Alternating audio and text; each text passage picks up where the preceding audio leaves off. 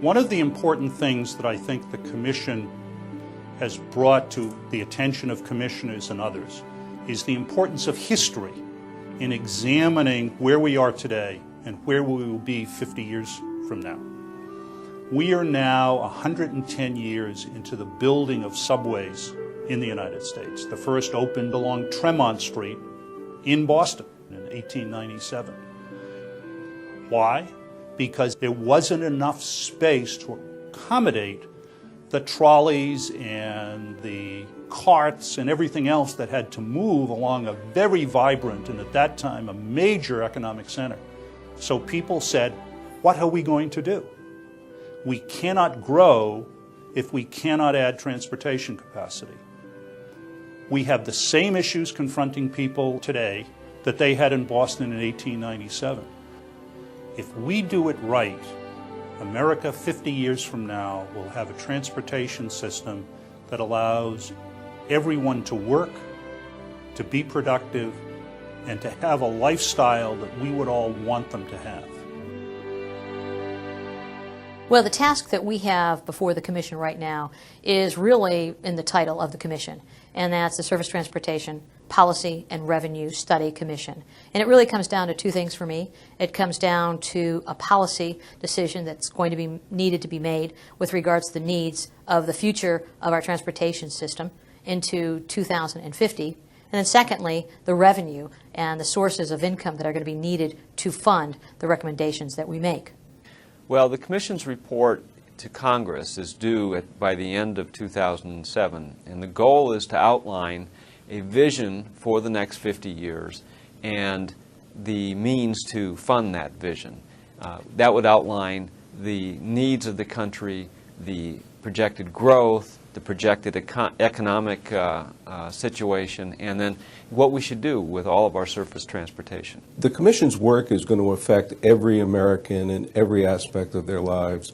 I mean, anybody that gets up in the morning and has to take a child to school or has to go to a job or has to make deliveries, the nature of the surface transportation system is extraordinarily important to them.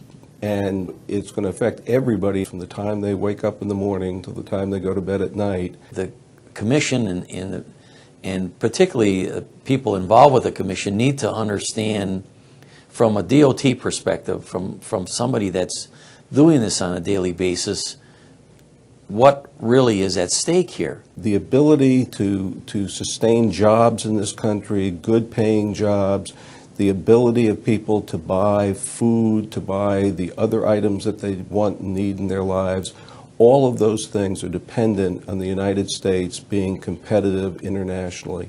And the only way that's going to happen is with a first-rate transportation system. I think you see all around us every day when you move around these signs that too many people don't have an option to take a bus or a train and are stuck in their car, and the fact that our goods take too long to get from one point to another. They sit in traffic jams for many hours, and that affects the quality of life. It affects their ability to spend time with their families. It affects their ability to have a reliable, stress-free trip. We all know that our average commute is up probably 3 to 5 minutes over the last 10 years. And while that doesn't sound a lot, if that again doubles in the next 10 years and doubles again, then the amount of time that people in the country are going to be spending waiting, as well as emitting into the environment, all those types of things become, quite frankly, a hidden tax on our society. Having them sitting on the road for an hour or 2 hours in traffic every day is not an option. We've got to give them an option of how they get to work or how they go to different places. I think that's very important. And we can do that. We can provide that to people, but the commitment has to be a national commitment.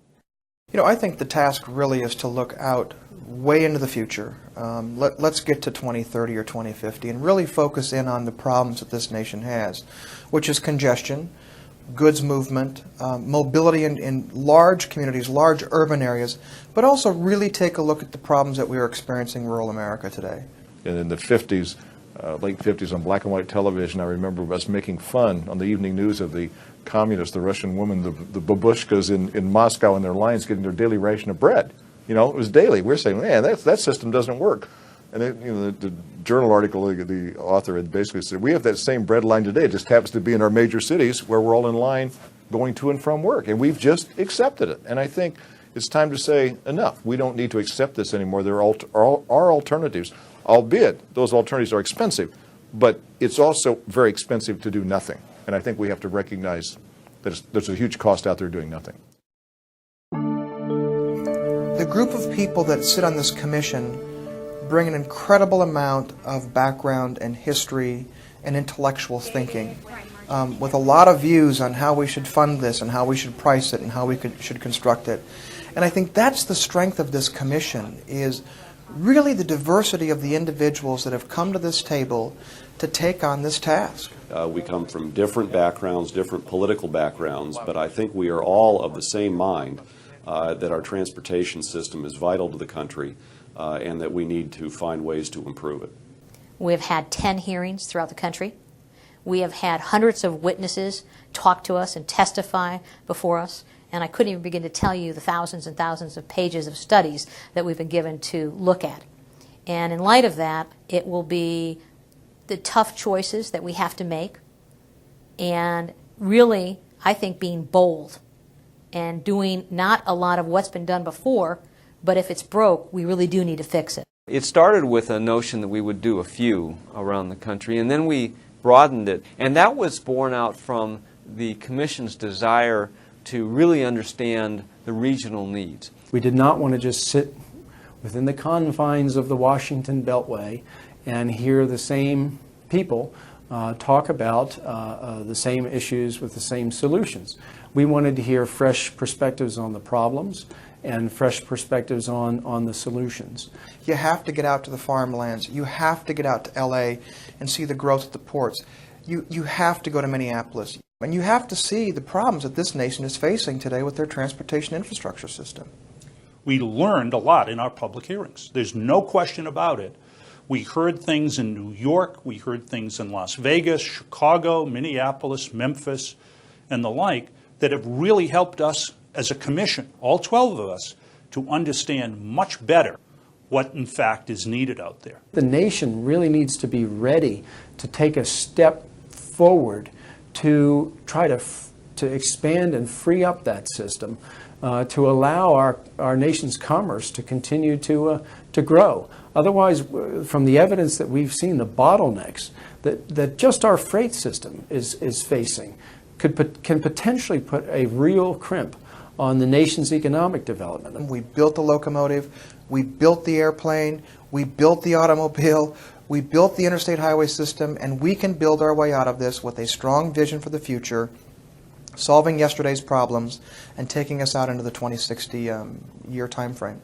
5 times as many people, 40,000 people every year, have died on our roads since we started driving around in cars, as have died in all the wars that we've fought since the beginning of the country.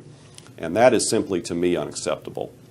And I think safety is a place where we really need to fashion new solutions, because what we're doing now simply isn't good enough.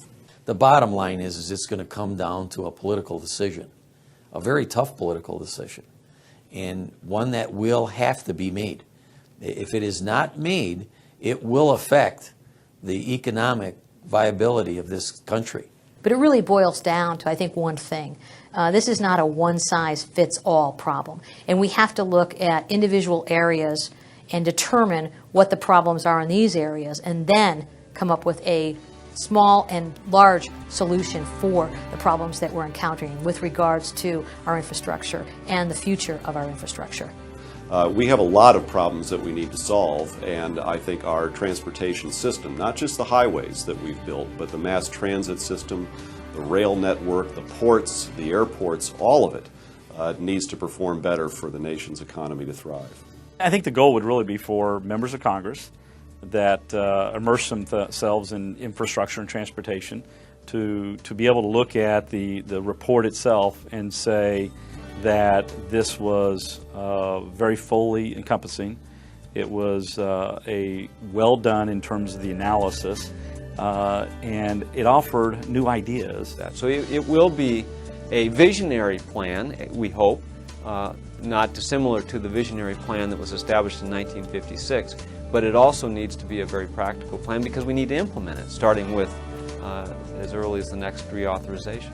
The development of recommendations will come about after substantial debate among the commissioners, and we're having that debate right now, and I think that I don't think anyone has their feet in concrete. I think that we will all have to have some give and take on positions perhaps that we have traditionally maybe not been in favor of, but that recognizing in the big picture of things that you have to compromise.